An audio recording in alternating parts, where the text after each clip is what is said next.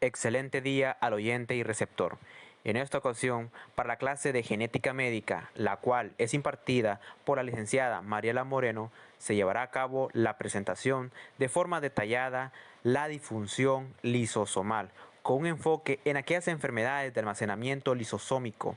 Es de mi agrado presentar a los expositores de esta temática, la cual será dirigida por Eliana Paz, Gabriela Paz, Naomi Castro y su locutor Cristian Arita. Durante esta presentación se tratarán los puntos más importantes de la temática.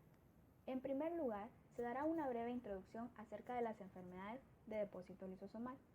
A su vez, se describirá la etiopatogenia o el origen común de estas enfermedades. También es importante destacar los mecanismos fisiopatológicos que se ven involucrados en el desarrollo de dichos trastornos. Y también es importante conocer la epidemiología a nivel mundial y a nivel nacional de estos trastornos. Asimismo, también se destaca la incidencia individual y la incidencia general de estas enfermedades. Por último, pero no menos importante, debemos describir la clínica, el diagnóstico y el tratamiento de las enfermedades de depósito lisosomal. Enfermedades de depósito lisosomal. Los lisosomas se conocen comúnmente como los estómagos celulares, ya que son los organelos encargados de realizar la digestión celular. Esto como resultado de su rico contenido de enzimas digestivas que les confieren la capacidad de llevar a cabo el catabolismo y el reciclaje de macromoléculas.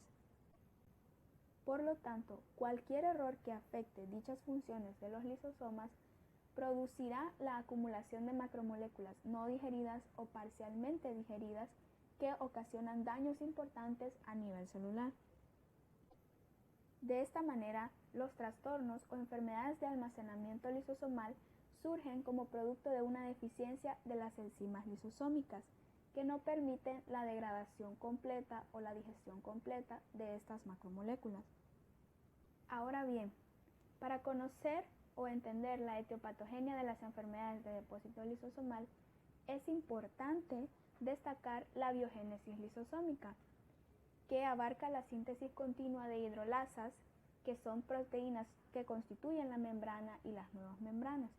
Además, los lisosomas son el resultado de la fusión de las vesículas de la red trans-Golgi junto con los endosomas tardíos. Es por ello que cualquier anomalía que surja, como por ejemplo las mutaciones, en cualquier paso de la síntesis de los lisosomas, podrá afectar la activación enzimática y de esta manera ocasionar un trastorno por almacenamiento lisosómico. A pesar de que las enfermedades de depósito lisosomal son muy variadas, un factor común en ellas es la acumulación de macromoléculas específicas en el interior de tejidos y también de células que normalmente poseen un flujo alto de estos sustratos. La mayoría de las veces lo que sucede es que la deficiencia de las enzimas lisosómicas surgen como resultado de mutaciones puntuales o de redistribuciones genéticas en un locus que codifica una sola hidrolasa lisosómica, o por el contrario, puede haber casos en los cuales algunas mutaciones lleguen a causar deficiencias en varias hidrolasas lisosómicas diferentes. Asimismo, es importante destacar que la mayoría de estas enfermedades se heredan como trastornos autosómicos recesivos, con la excepción de las enfermedades de Hunter, que corresponde a los mucopolisacáridos tipo 2, la enfermedad de Danon y la enfermedad de Fabry, que estas se encuentran ligadas al cromosoma X. Fisiopatología de las enfermedades de depósito lisosomal. Lisosomas son organelos subcelulares heterogéneos cuyo contenido de hidrolasas específicas permite el procesamiento o la degradación controlada de proteínas, ácidos nucleicos, carbohidratos y lípidos. Las mutaciones dan propicio a un transporte deficiente de lípidos, metabolitos y acumulación progresiva de macromoléculas no degradadas o parcialmente degradadas dentro de los lisosomas. Las células del sistema fagocito mononuclear son afectadas en la mayoría de los EDL debido a su función en la eliminación fagocítica. Estas células dan origen a respuestas inmunes y procesos inflamatorios que contribuyen a la progresión de la enfermedad. Dichas reacciones pueden ser provocadas por la pérdida de la integridad celular y la homeostasis en las EDL. La acumulación de sustratos dentro de los lisosomas pueden provocar un daño celular irreversible e incluso la muerte celular. Epidemiología de las enfermedades de depósito lisosomal. Como ya hemos aprendido, las alteraciones genéticas pueden desencadenar las enfermedades de depósito lisosomal. Por tanto, por ser algo genético, se tiende a padecer desde el nacimiento. Es por ello que en el rubro de la epidemiología, por lo general, la incidencia se mide en base al número de nacidos vivos. Sin embargo, muchos de los diagnósticos no son oportunos porque se da el caso de que el recién nacido sea un portador asintomático de la enfermedad y las complicaciones se desencadenen hasta la adolescencia o la edad adulta, provocando que el tratamiento sea tardío y aumentando el riesgo de complicaciones en el paciente. Es por ello que a pesar de que este grupo de enfermedades no es muy común, es muy importante estar al tanto de la epidemiología del mismo. Entonces, individualmente se sabe que estas enfermedades tienen una incidencia muy baja. La tasa de incidencia a nivel mundial es de 1 de cada 50.000 a 1 de cada 4 millones de recién nacidos vivos. Pero hay que recordar que existen alrededor de 70 entidades clínicas que están comprendidas dentro de las enfermedades de depósito lisosomal. Entonces, estas en conjunto, colectivamente, pueden llegar a afectar hasta entre 1 de cada 5.000 a 1 de cada 7.000 recién nacidos vivos. Por lo tanto, se dice que su relevancia es significativa. Bien, ahora vamos a hablar de las enfermedades de depósito lisosomal más comunes a nivel mundial. Entre las enfermedades de depósito lisosomal comunes está la enfermedad de Fabry, que tiene una tasa de incidencia de 2.5 por cada 100.000 hombres a nivel mundial. Vemos cómo esta es una enfermedad que tiene un factor de riesgo añadido, como lo es el sexo de la persona, ya que esta enfermedad tiende a afectar más a varones que a mujeres. También se incluye la enfermedad de Gaucher, que tiene un índice de prevalencia entre 1 de cada 40.000 a 1 de cada 60.000 nacidos vivos y afecta tanto a hombres y mujeres por igual. Sin embargo, hay un factor de riesgo añadido, que es la carga genética del paciente que depende, por supuesto, de sus ancestros. Un ejemplo de este factor de riesgo es la población de los judíos Ashkenazi, cuya tasa de incidencia es de 1 de cada 800 nacidos vivos. Entonces vemos cómo en esa área geográfica tenemos una incidencia mayor de padecer esta enfermedad. Luego tenemos la enfermedad de Pompe, cuya tasa de incidencia es de 1 de cada 14.000 a 1 de cada 300.000 habitantes. Cabe mencionar que los casos infantiles tienen mayor prevalencia en algunas áreas geográficas, como lo es el ejemplo de China, pero en otras áreas predominan los casos en adultos, como lo es en el área de Holanda. Este es otro ejemplo de los factores de riesgo añadidos a padecer esta enfermedad. Además de esto, otro factor de riesgo es la falta de un diagnóstico oportuno, puesto que el diagnóstico para esta enfermedad en específico es muy difícil y suele tener un retraso entre los 4 y 30 años después del inicio de los síntomas. Epidemiología de las enfermedades de depósito lisosomal en Honduras. En Honduras, la incidencia de esta enfermedad hasta ahora es desconocida. Solamente hay un caso de enfermedad de Gaucher reportado en la revista médica hondureña y se trata de una paciente de 30 años de edad. Y hay un caso pediátrico de enfermedad de depósito como causa de esplenomegalia y pancitopenia reportado en el Hospital Mario Caterino Rivas en la especialidad de endocrinología y se trata de una paciente de 2 años de edad. Sin embargo, pueden haber otros casos que no se han reportado o simplemente que no se han diagnosticado. La duda de que pueden haber más casos en el país existe debido a que la teoría indica que los judíos ashkenazis, que tienen carga genética que predispone a esta enfermedad, se asentaron en Honduras durante la Segunda Guerra Mundial. Por tanto, se dice que existe la posibilidad de que parte de la población haya heredado esa carga genética. Si existiera la posibilidad de que haya más casos, hasta ahora son desconocidos. Clínica. Las manifestaciones clínicas son las típicas de las enfermedades por almacenamiento lisosómico, siendo sus características un deterioro progresivo, fenotipo dismórfico, afectación neurológica, visceromegalia, que es el tratamiento. Este dependerá del tipo de defecto enzimático que tenga el paciente, pero en general hablamos de control permanente de los síntomas. Esto a través de diálisis, fisioterapia, medicamentos y cirugía. ISS, terapia de inhibición de la síntesis por sustratos, que evita la acumulación y limita la síntesis endógena de sustrato de una degradación que debido a un defecto enzimático no puede llevarse a cabo. TRE, terapia de reemplazo de enzimas. Se administra una versión funcional de la enzima defectuosa en la enfermedad de depósito lisosomal en particular. Esta enzima va a las células diana y descompone su sustrato en los lisosomas. TCMH, trasplante de células madre hematopoyéticas. Las células del donante suplen la enzima faltante.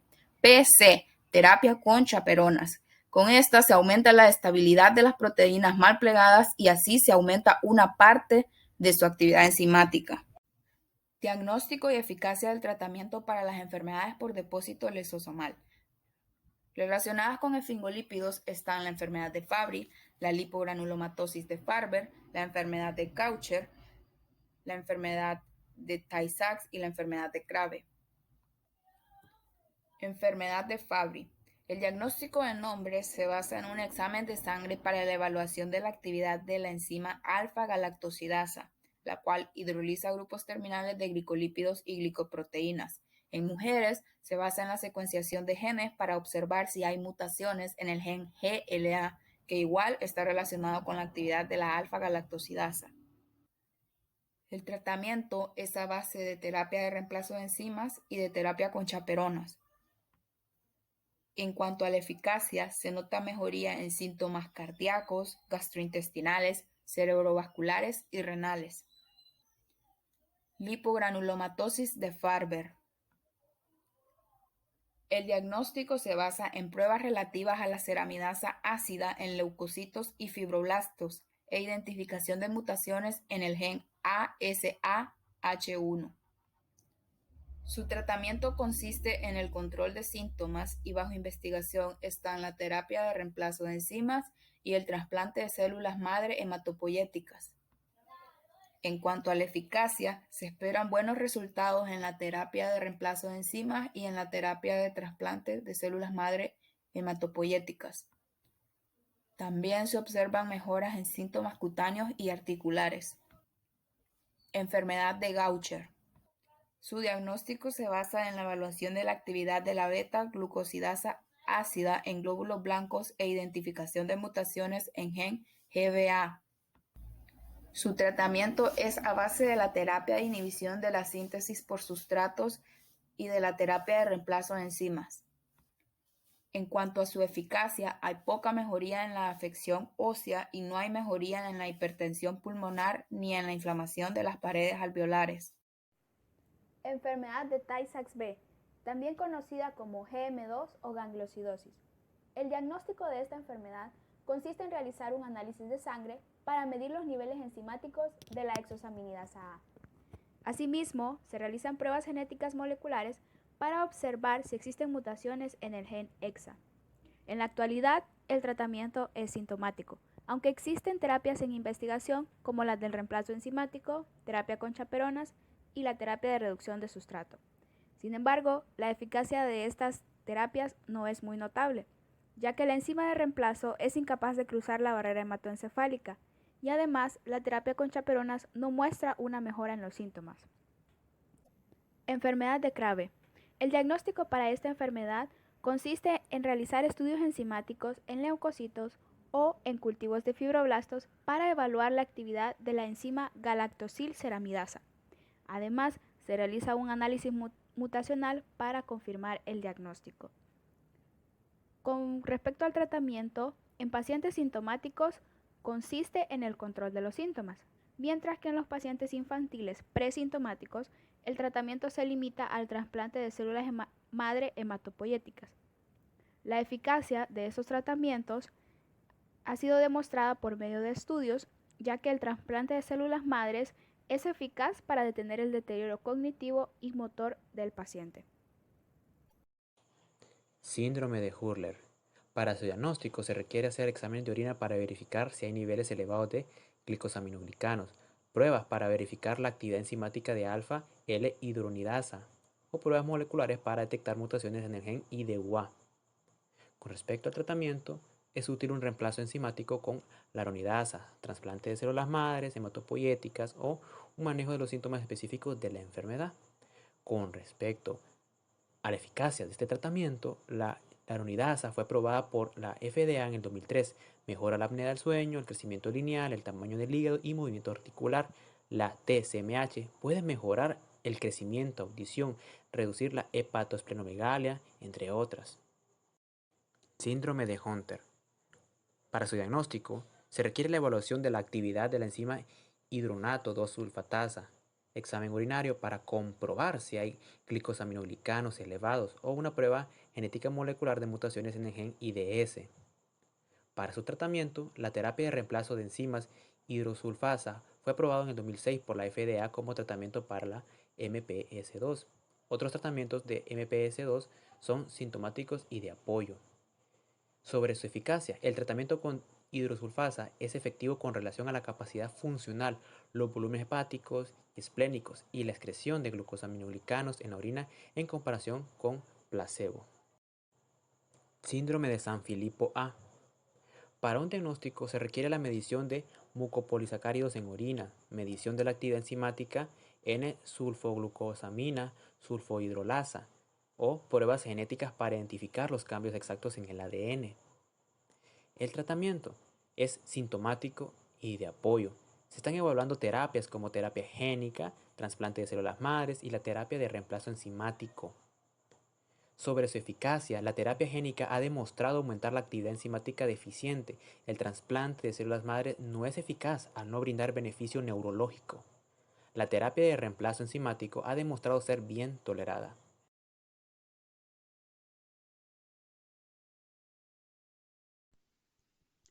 Con respecto al diagnóstico y eficacia del tratamiento para el síndrome de Morquio A, para el diagnóstico se suelen utilizar pruebas ELISA y también ensayos espectrofotométricos para la detección de glicosaminoglicanos en la orina, además que se utiliza la determinación enzimática para llegar al diagnóstico.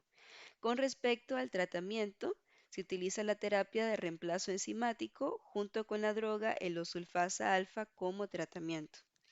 Y con respecto a la eficacia de este tratamiento, hubo una disminución en los niveles de caratán sulfatos urinarios y también se notan mejorías en otros aspectos sintomáticos del paciente. Con respecto al síndrome de Maroteau-Lamy, se sabe que para el diagnóstico se evalúan los niveles de glicosaminoglicanos en orina. Además, se tiene que hacer una determinación enzimática para determinar la actividad deficiente de la enzima arisulfatasa B.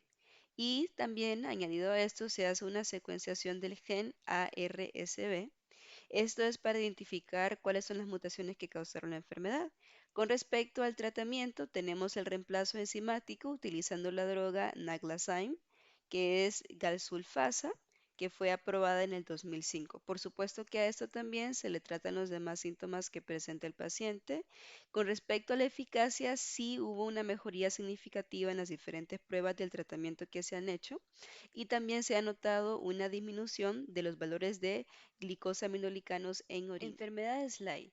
En cuanto al diagnóstico de la enfermedad SLY, se evalúan los niveles de glicosaminoglicanos en la orina, aparte que se evalúa el gen GUSB para determinar cuáles son las mutaciones que causaron esta enfermedad, y también se hace una determinación enzimática para medir la actividad de beta-glucuronidasa en las células sanguíneas o cutáneas. Con respecto al tratamiento, se hace terapia de reemplazo enzimático MEPSEVI con bestronidase alfa y también hay otro apoyo o otro tratamiento sintomático que ayuda a los demás signos y síntomas del paciente. Además, tenemos otra terapia que se hace con células madres hematopoyéticas. Con respecto a la eficacia de estas dos terapias, se sabe que con el reemplazo enzimático se ha visto mejora en los pacientes. Junto con la terapia de células madres hematopoyéticas, se ha visto que hay un retraso en los daños neurológicos, lo cual por supuesto es beneficioso para el paciente. Sin embargo, no ha habido ninguna mejoría en la enfermedad esquelética. Relacionado con la enfermedad por almacenamiento de glucógeno se encuentra la enfermedad de Pompe, cuyo diagnóstico consiste en la medición de la función o actividad de la enzima A-glucosidasa ácida, acompañado de un análisis de copia del gen GAA. Asimismo, se pueden realizar otras pruebas para detectar o evaluar los síntomas asociados con la enfermedad. El tratamiento consiste principalmente en la terapia de reemplazo enzimático mediante la administración de la alfa-glucosidasa ácida humana recombinante. El tratamiento adicional o de apoyo se basa en el control de los síntomas. Con respecto a la eficacia del tratamiento, varios estudios han concluido que la terapia de reemplazo enzimático implica una mejora o por lo menos una estabilización de los síntomas en los pacientes. Sin embargo, esta intervención se recomienda realizarla en las primeras etapas de progresión de la enfermedad para obtener mejores resultados.